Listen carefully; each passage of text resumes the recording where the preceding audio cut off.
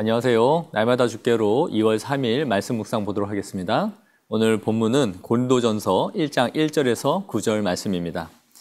우리는 교회에서 여러 직분들을 갖고 있는데요. 집사, 권사, 장로, 목사 이런 직분들이 있죠. 그런데 이 직분들보다 우리의 정체성을 더 잘 보여주는 말이 있습니다. 그것이 무엇일까요? 그것은 성도라는 말이죠. 성도는 성스러울 성자에 무리 도자를 써서 거룩한 무리라는 의미입니다. 즉 진리를 따라 걸어가는 거룩한 무리를 성도라고 말하는 것이죠. 그렇기 때문에 우리는 어떤 직분을 자신이 가지고 있는가 하는 것보다 우리가 성도인가 하는 것을 더 중요하게 생각해야 하는 것입니다. 카톨릭에서는 이 성도라는 말이 즉 세인트, 성인이라는 뜻인데요.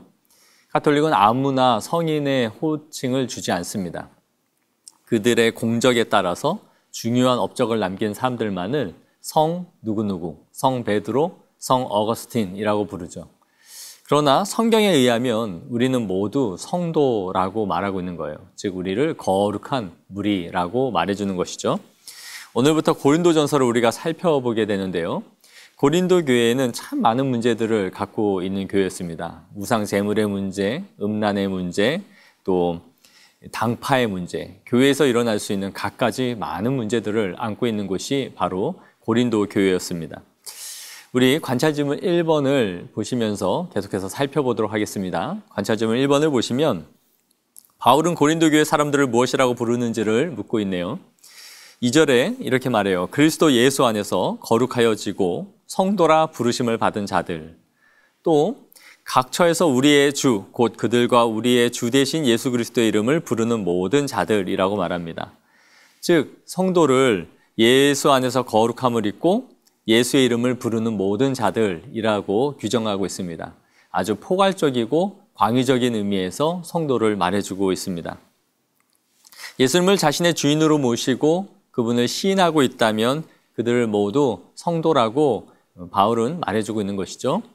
관찰지문 2번을 보시면 하나님께 바울이 감사하는 이유가 무엇인지를 묻고 있습니다. 4절에 너희에게 주신 하나님의 은혜로 말미암아 감사한다라고 말해요. 하나님께서 이 성도들에게 부어주신 은혜가 그의 감사의 제목이 되고 있습니다. 두 번째는 5절에 너희가 그 안에서 모든 일, 곧 모든 언변과 모든 지식에 풍족하기 때문이다 라고 말해요.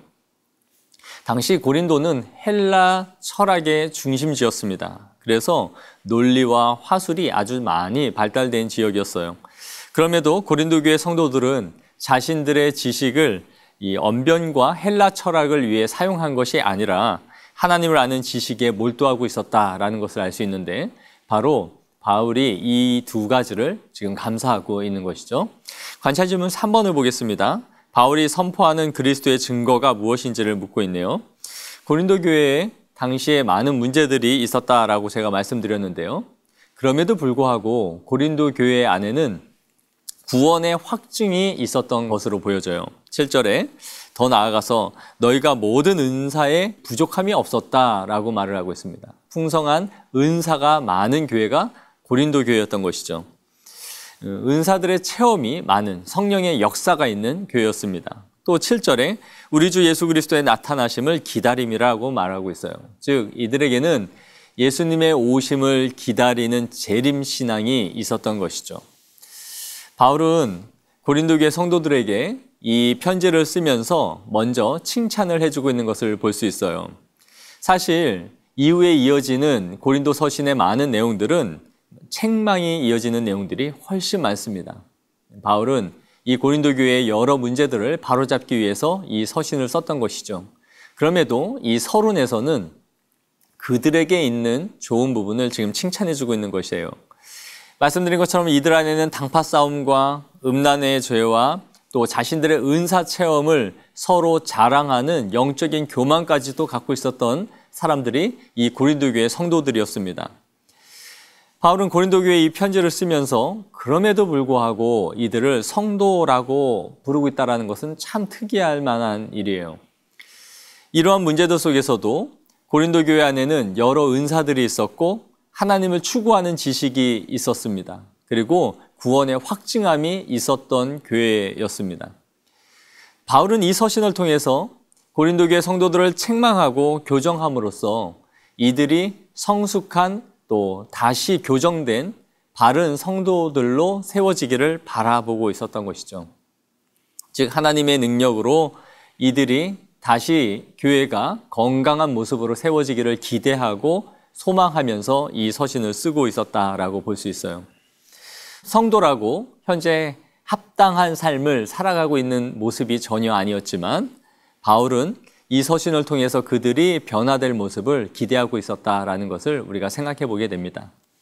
이 말씀을 우리가 적용해 보기를 원하는데요. 오늘날 교회도 참 그런 것 같지 않습니까? 교회 안에 여러 좋지 않은 모습들이 드러나기도 합니다. 어떤 사람들의 모습들은 또한 성도답지 못해서 사람들에게 비난을 받기도 하죠. 그럼에도 우리에게 필요한 자세는 이 하나님의 시각으로 성도와 교회를 바라볼 수 있는 마음이 필요하다라는 생각을 하게 돼요. 현재의 모습은 부족하지만 그럼에도 하나님의 능력으로 바꾸실 진정한 성도의 모습을 바라보는 것이죠.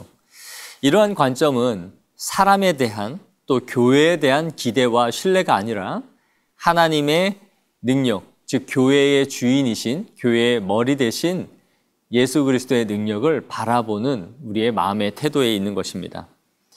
그 사람을 부르신 하나님의 손길을 부르심을 믿는 것이죠. 그러므로 때로는 더디고 어두워 보이는 상황과 현실이 우리 가운데 있다 할지라도 또 성도들의 모습 속에서 실망스러운 모습들이 다소 보인다 할지라도 하나님의 손 안에서 이루어갈 것을 믿고 바라보는 성도들이 되어지기를 원합니다.